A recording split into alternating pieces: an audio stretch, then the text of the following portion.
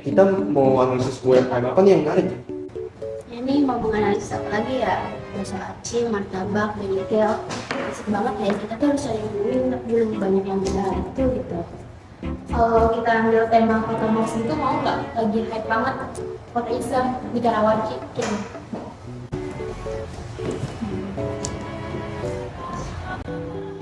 Boleh sih. Ramai juga itu kayaknya. Deket juga kan ya di Karawaci katanya? Boleh tuh. Oke, yaudah. Assalamualaikum warahmatullahi wabarakatuh. Kami dari kelompok 2 akan menganalisis usaha di bidang jasa, yakni Fotoism. selamat menyaksikan. Hai, gue Valen. Gue sebagai pewawancara.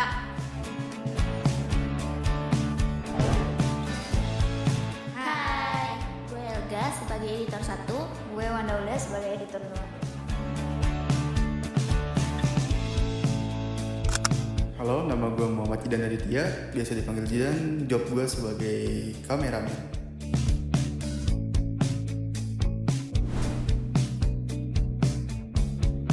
Hai, gue Aulia Dewi Damayanti sebagai scriptwriter. Wait, kenapa kita harus ngambil fotoism? Iya, karena zaman sekarang, zamannya era canggih kayak gini, mana ada yang mau bayar mahal cuma buat strip foto doang. Ini tuh kembali bisnis, kita harus kulik. Lumayan banget kan? Kalau main lagi, kalau satu sesinya aja 50.000 dapat 2 strip foto, banyak opsinya lagi. Pasti penasaran banget sama gimana struktur produk mereka. Terus berapa banyak konsumen yang per hari mereka.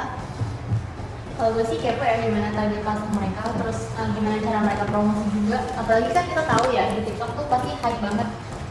Oh boleh tuh, jujur gue pribadi juga tertarik sih dari pengolahan staffnya gitu, mulai dari perawatan alat, habis itu pas krusialnya gitu, kayak misalnya menurut staffnya itu melayani waktu-waktu rame gitu, gimana sih caranya?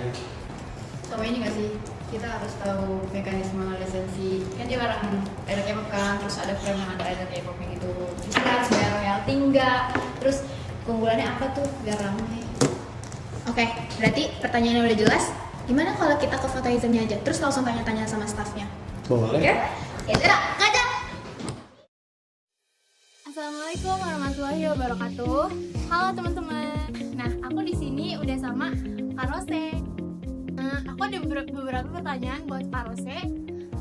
Yang pertama, layanan apa aja sih Kak yang disediakan sama Fotoism, dan mungkin bisa di-spill nggak sih produk-produknya yang Fotoism saranin buat customernya? Oke, aku mau jawab ya.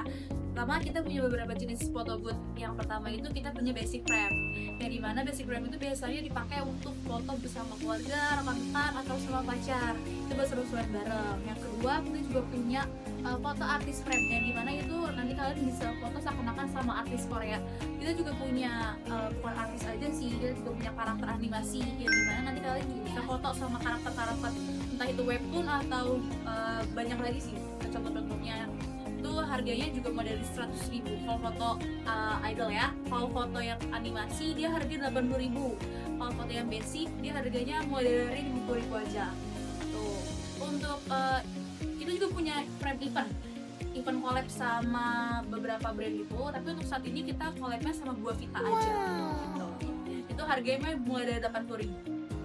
Terus kalau seandainya konsep tadi kakak notice ada konsep yang mereka K-pop idol gitu ya. Itu tuh Fotoism dia mekanismenya gimana sih bisa sampai, maksudnya foto-foto idol tuh di semua Fotoism atau hanya Fotoism ini aja nih? Terus apakah itu ada di pusat juga atau cuma ada di Indonesia? Nah, jadi konsepnya singkatnya aja. Jadi Fotoism pusat di Korea dia punya apa sih, ibaratnya kayak dia berkolaborasi sama entertaining artis ini. Jadi kita bayar secara resmi royaltas kita kepada artis, dan artisnya juga bekerja secara resmi untuk kita.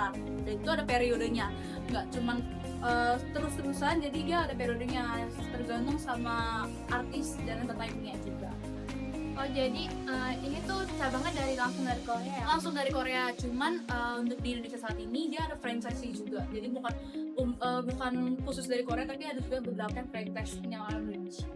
Terus biasanya di Fotoism ini selain yang mereka collab sama idol, itu ada alat pendukung apa aja sih Kak yang mendukung berjalannya Fotoism. Kita punya, tentu aja kita punya properti yang benar-benar unik-unik yang bikin orang kayak tertarik untuk foto di sini. Kita juga untuk mendukung berjalan Fotoism pasti of course kita ada ini dong, apa, kamera yang mendukung, itu juga ada lighting, ada PC, ada remote monitor, remote control, terus banyak sih kalau untuk fotonya. Terus seberapa sering Kak yang alat-alat itu atau mesin-mesin itu dipegangin? Kalau seberapa sering sih, setiap hari kita update ya dari pusatnya langsung, jadi kita di remote untuk update setiap hari. Berarti sangat terjaga ya Kak. Nah, Terus adakah hal khusus seperti promosi yang dilakukan Fotoism untuk lebih dikenal sama konsumen atau target pasar? untuk promosi kita lebih khususnya sih di Instagram, kita lebih pentingnya tuh di Instagram karena kan untuk secara global semuanya update di Instagram. Kita untuk frame, artis, semuanya itu kita di Instagram. Cuman kita juga aktif juga di Twitter, di TikTok, kita update semua. Berarti setiap ada update-update yang misalnya idol terbaru kayak gitu langsung booming ya Kak? Yes, langsung booming karena langsung update di Instagram. Boleh diceritain nggak sih Kak apa tantangan besar Kakak sebagai staff untuk melayani konsumen di Fotoism ini? Kalau secara aku pribadi, tantangan terbesar aku tuh untuk mengerti keinginan customer, kebutuhan customer, karena kan setiap individu kan beda-beda kan keinginan dan kebutuhannya. Jadi aku lebih tertantang untuk memahami kayak pribadi mereka tuh kayak gimana setiap yang datang gitu aja sih. Terima kasih Kak Rose atas informasi dan sharingnya hari ini tentang Fotoism. Gimana nih teman-teman, tertarik buat ke Fotoism? Ayo kita ke Fotoism.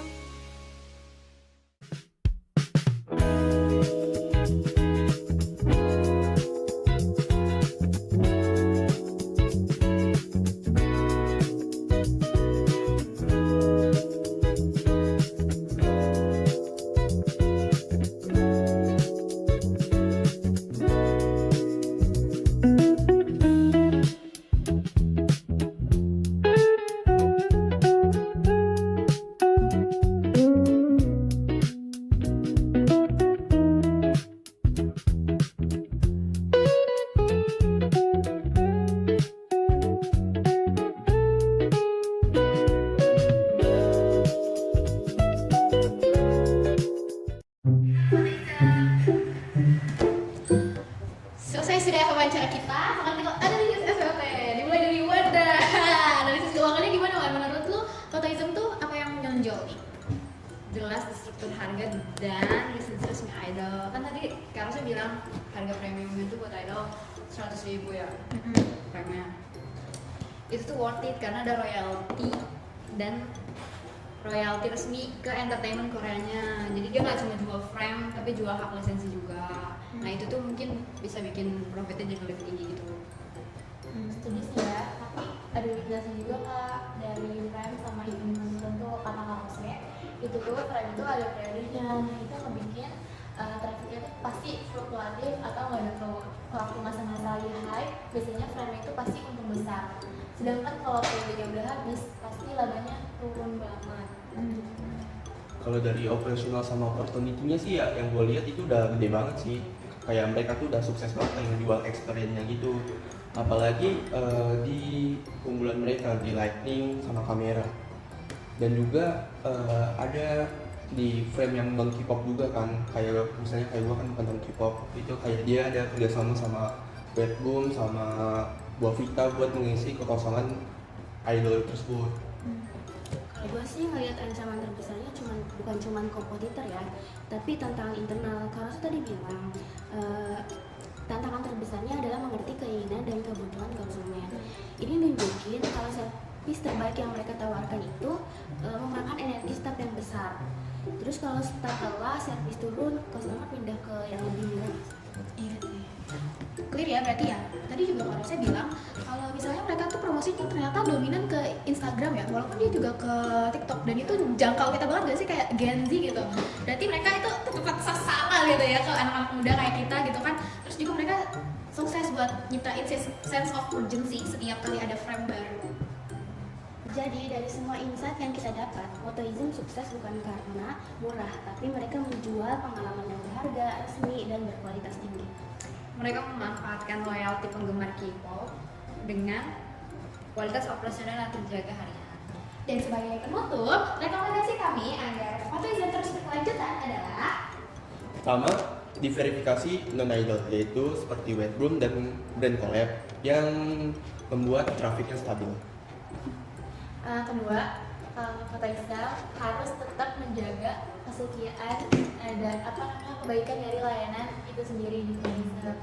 Nah, jadi kakak nggak boleh bener ya. Fighting! Setelah kita wawancara tadi, kita akan menghitung data operasionalnya yang kita sudah ketahui dari wawancara tadi. Kita sudah mendapatkan harga jual sama variable cost yang lalu kita menghitung margin per unit itu kita dapatkan dari 50.000 ini kita kurangin 1.100 ini, yaitu kita dapat di angka 48.900. Lalu yang kedua kita hitung juga yang 100.000 ini kita kurangin sama 1.100 ini kita mendapatkan angka di 98.900. Lalu kita total sesi bulanannya itu 1.560 kita dapatkan dari 20 weekday dikalikan 30 sesi mendapatkan angka 600 ditambah 8 weekend dikalikan 120 sesi yaitu 960 kita tambahkan kita mendapatkan angka di 1560. Lalu kita hitung di sini 30 sesi kita bagi 2 karena harganya ada 2, 15 sesi dikalikan 50.000 kita dapatkan harga di 750.000 untuk hariannya. Lalu yang bawahnya 15 sesi kita kalikan 100.000 kita dapat angka di 1.500.000 untuk hariannya. Karena hariannya kita udah tahu, kita kalikan aja 750 ini kita kalikan 20 kita mendapatkan angka di 15 juta rupiah.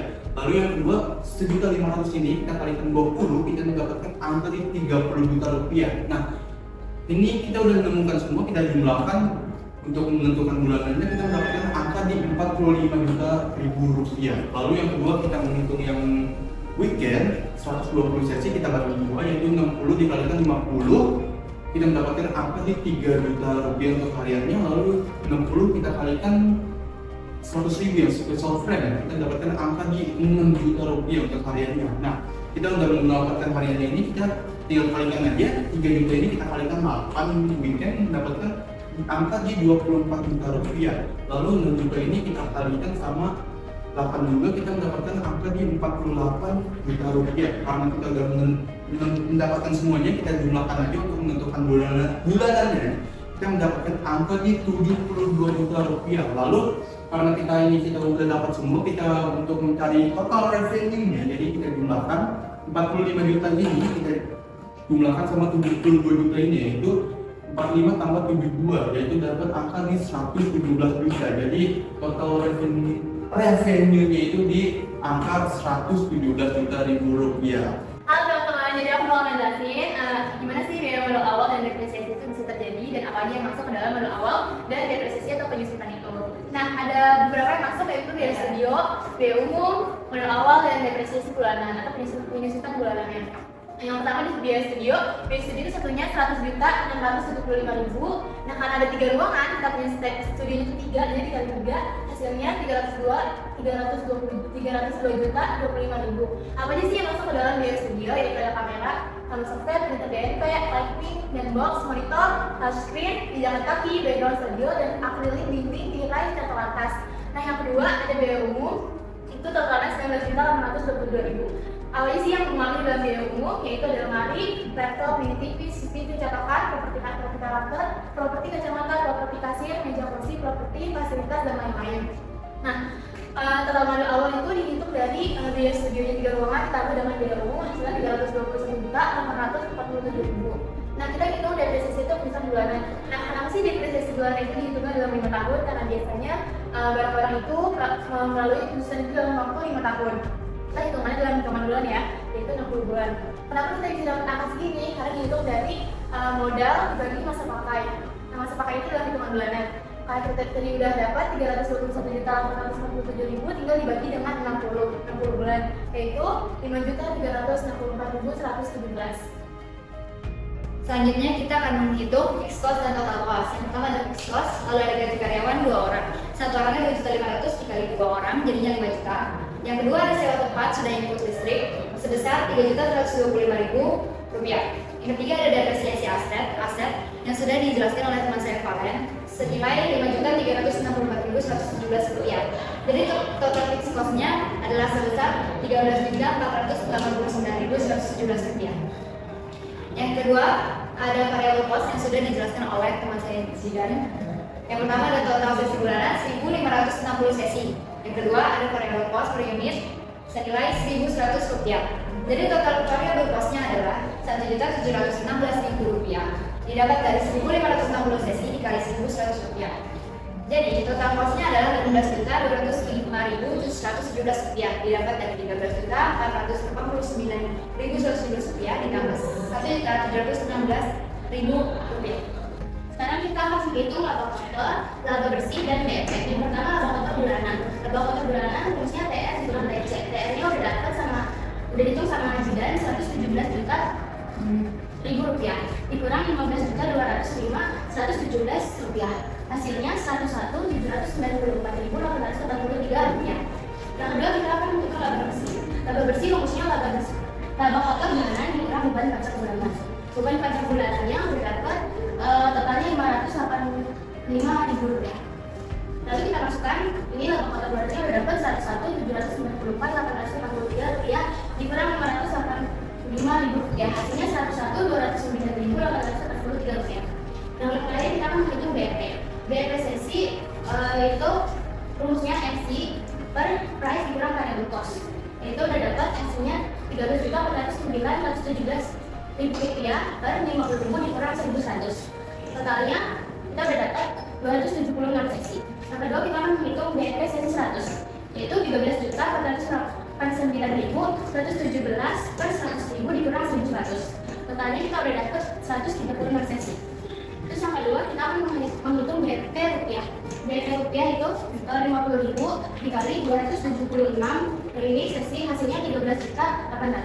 Yang terakhir kita menghitung BEP sesi 100.000. BEP rupiah yaitu 100.000 dikali 136 hasilnya 300.600. Selanjutnya kita akan menghitung waktu balik modal. Untuk menghitung waktu balik modal kita harus mengetahui dulu arus kas bersih per bulannya. Arus kas bersih atau cash flow didapatkan dari laba bersih ditambah dengan depresiasi. Laba bersih sudah dihitung oleh rekan saya Helga dan juga depresiasi sudah dihitung oleh rekan saya Valen. Dengan nilai laba bersihnya 101.209.883 rupiah dan depresiasinya senilai 5.364.117 rupiah. Menghasilkan cash flow-nya senilai 106.574.000 rupiah. Selanjutnya kita masuk ke waktu balik modal. Waktu balik modal dibagi menjadi dua, waktu balik modal bulanan dan juga ada harian. Yang pertama bulanan didapatkan dari rumus total modal awal yang sudah diketahui oleh Valen dan juga arus kas bersih bulanan yang sudah kita hitung tadi. Total modal awalnya 321.847.000 rupiah dan arus kasnya 106.574.000 rupiah dibagi menghasilkan 3,02 bulan. Kita persempit menjadi 3 bulan. Selanjutnya harian, karena udah dapat 3 bulan, tinggal kita kalikan aja dengan harian. Atau bulan kan ada 30 hari, jadi 3 dikali 30 hari yaitu 90 hari.